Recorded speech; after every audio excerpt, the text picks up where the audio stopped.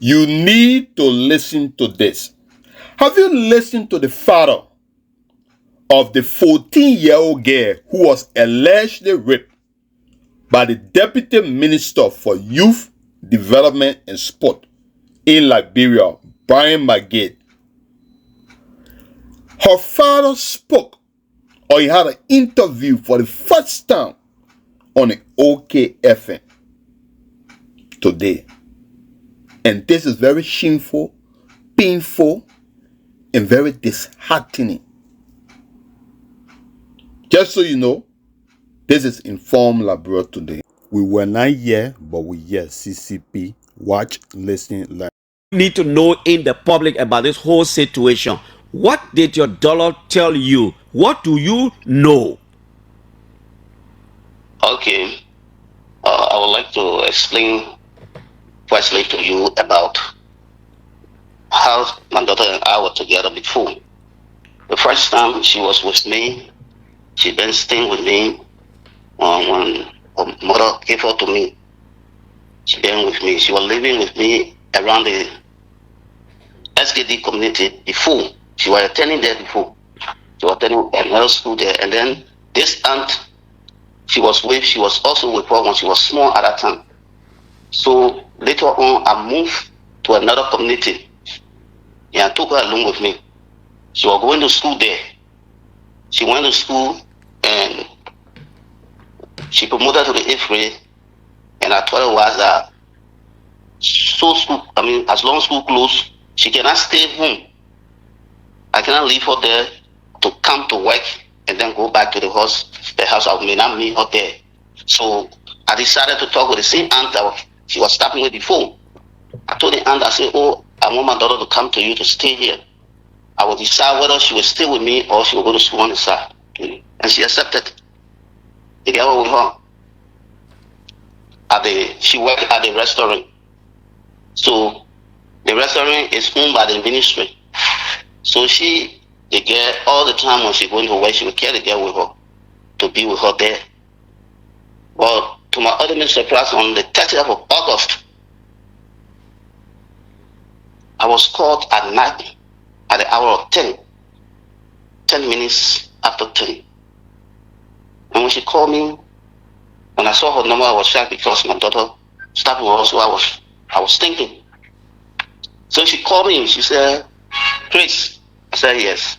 She said, is your daughter with you there? It was on Saturday night. I said, no.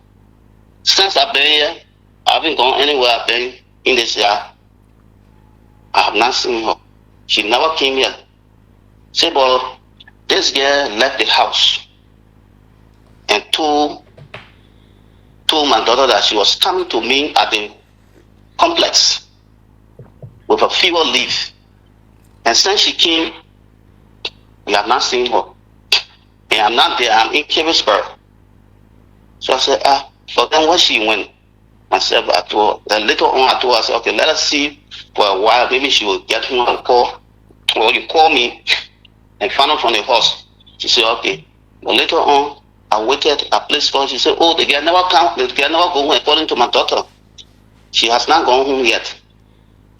I said, but what is going on?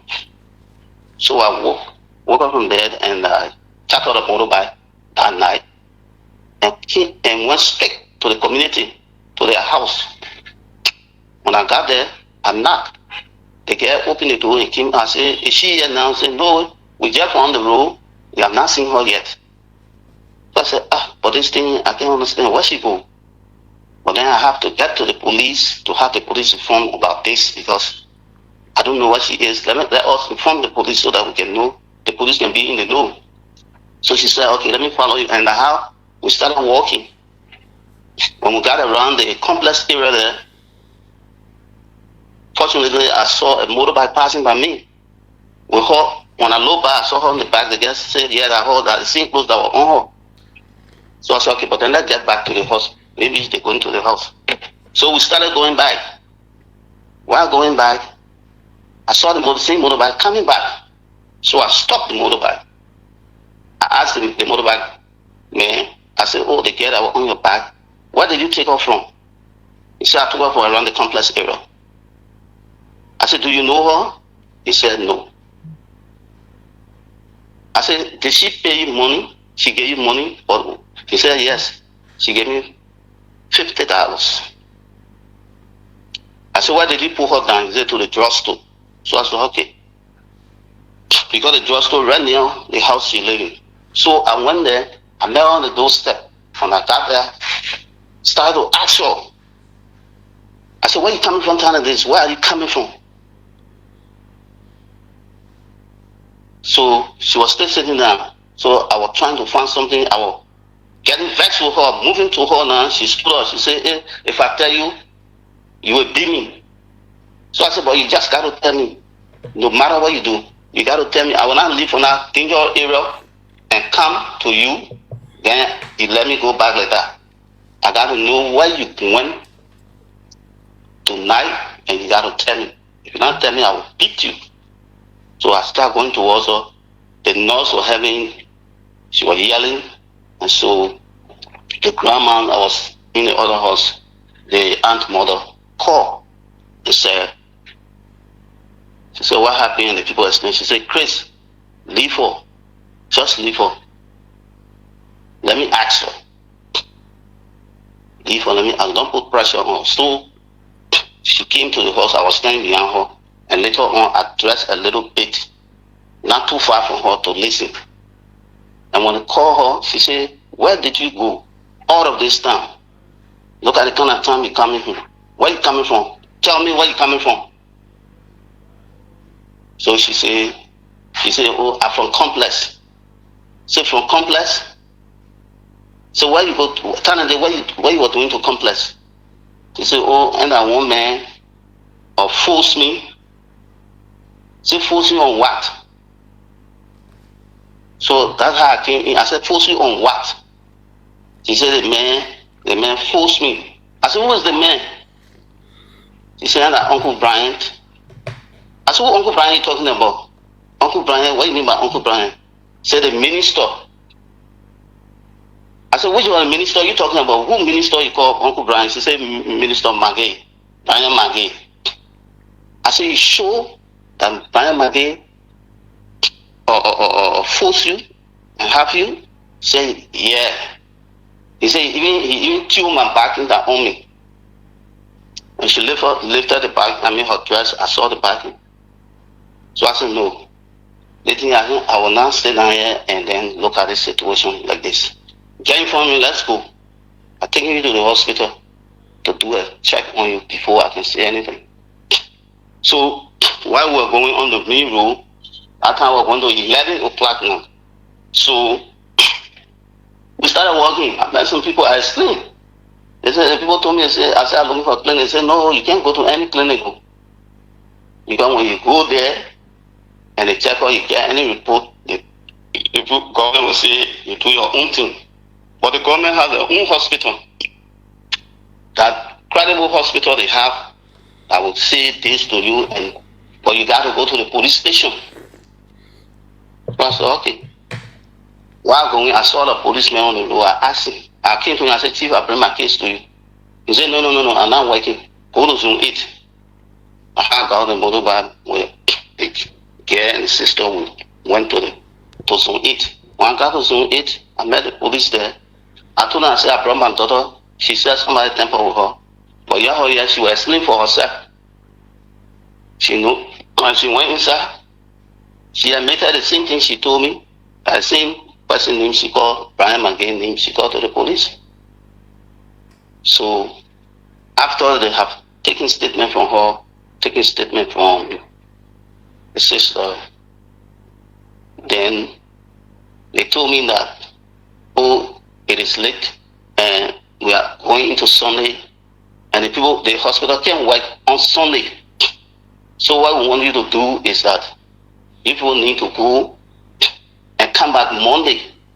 But as you people going, she shouldn't take back until Monday for her to go to the hospital. She must remain right in her same clothes, everything. I said, okay. I brought her back and told the sister, I told the sister, I said, you heard what the people said, that she shouldn't give her, so she must just be like this until morning when I come, then we can get to the hospital. So I went, Monday I went for her. We went to the station, they gave me a paper called referral. They clicked that paper and gave it to me and told me not to open it. So and show me the hospital to Duburu. So I went to Duburu and took her there. We met the doctor. I gave her the paper. After that, she gave me another paper. She said, care to the other doctor, you go over there. But don't open it. I said, okay. We went there, sent the paper over to the doctor. Then they called my daughter in. After that, they gave another paper. We came back to the doctor again. And she said, oh, the place I sent you people, it was to do her test, or AIDS test, or pregnancy test, infection, or what have you. But everything is negative. So we are about to check her. So I want you to please excuse us. I said, okay. Yeah, she said, let's stop here. And they did a check-up, everything. Then they called me back inside and began to tell me, they said, oh, your daughter is tampered with. It is true that she is tampered with. But she called a name from the place you work in. She said you work there too. From the ministry. It's one Brant McGill. So after they told me, I told them, they said, but your daughter said some things to us. And she said she's afraid of you because you're too, hard on her. So you have to calm down, don't be too hard. So I said, okay, I understand. So I asked for the document. I said, well, can you give me the medical document? Because I want to go to the ministry and tell the all-over boss for the ministry, who is Minister Ko Bangalu. Because if I tell him I won't go with evidence, they said, no, this time we can't give document to parents, because most often when we give document to parents, they take it and then we don't hear anything again. So we send it to the same police station you came from. And then you will get it from there. I said, okay. So to that police station, when I went there, the police it promised me. When I told them I wanted to go to the ministry, they promised me, they said, don't go, we'll go together and we'll arrest the man and bring the man here. And from here, we'll start the case from. And what they told me, they promised me that. So when I got to them, to my ultimate surprise, they told me, say, oh, we received message now from our office central that any case that this situation again, we should transfer it to central. Then central will come to arrest the person. So I asked them, I said, how long is it going to take? They say, as soon as we reach the report, they will call you. They will tell you what all happened. So myself, I said, okay. I left. I went to work, waiting for them to call. They couldn't call. Nobody could call me. So I said, no, but then what is going on? So I placed call to them, to Central. I called to Central, said to the women and children protection area. I called. A police officer answered me and said, who's this? I called my name and I explained to him. I said, but I'm waiting because I want to Zoom 8, and they told me that you people are going to call me or come here. They said, oh yeah, He said, what is your name? I called my name. He said, do you work at the ministry? I said, yes, I'm working at the ministry. He said, the fellow in question, do you have his number? I said, no. So have you ever approached him since the thing happened? You ever told me? I said, no, I'm waiting for you people to come. That's why I went to you people. They said, okay, we get plenty of document here, and now your one document, we have more document we are sorting, we'll get to you. So okay. And I They call, later on they call me back again and said, Mr. David, we want you to bring your daughter, the aunt, and the sister to Central. We want to do investigation. I said, okay. I said, but today I will not have the chance. Better be tomorrow. He said, okay. So in the morning we went there. We were there up to going to 6. They took statement from my daughter. They took statement from my sister. From her sister.